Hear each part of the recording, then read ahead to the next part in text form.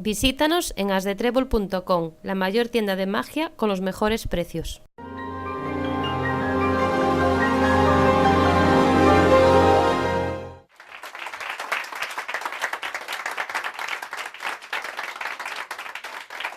My grandfather immigrated to this country from Jamaica as a teenager, and he was by trade a cigar maker. So when he came to America, he landed in Kentucky, where a lot of the tobacco fields were.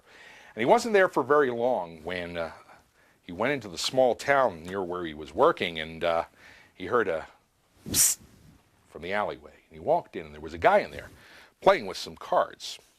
And the guy said to him, "Hey, buddy, how'd you like to make yourself some quick money?" Well, now my grandfather was not averse to that. He really didn't have much when he came to this country, and he was a little cautious though, because they had card cheats even in Jamaica.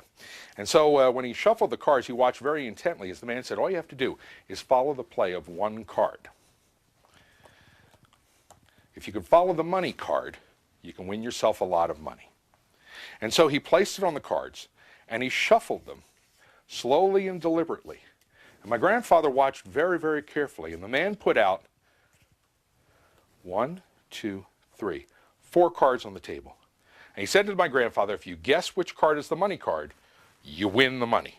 Now my grandfather was a little suspicious. He thought perhaps that the money card wasn't even on the table, but when the gambler showed him the rest of the cards in his hand, he realized he had no reason to be suspicious whatsoever. Now, Tamara, which of those cards would you have bet on? You're not going to win a freezer or anything, Tamara. I mean... Okay, well, that's exactly the card my grandfather bet on. Excellent. Yeah, and that's when the gambler made his move. And he said, oh, I'm sorry, son, you've lost your money. I've got the money card right here. At that point, my grandfather realized that he had been cheated. And so he performed a little Jamaican magic that he knew.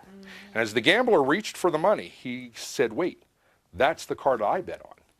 And that's the money card. Well, the gambler froze in his tracks, and when he turned over the card that just a moment ago was the money card, he realized he'd been beaten by someone or something he didn't really understand. Well, my grandfather got to keep the money, and he got to keep the cards, and that's how I got them. Because they were of no earthly use to the gambler. That's because you simply can't play a money game with that many money cards.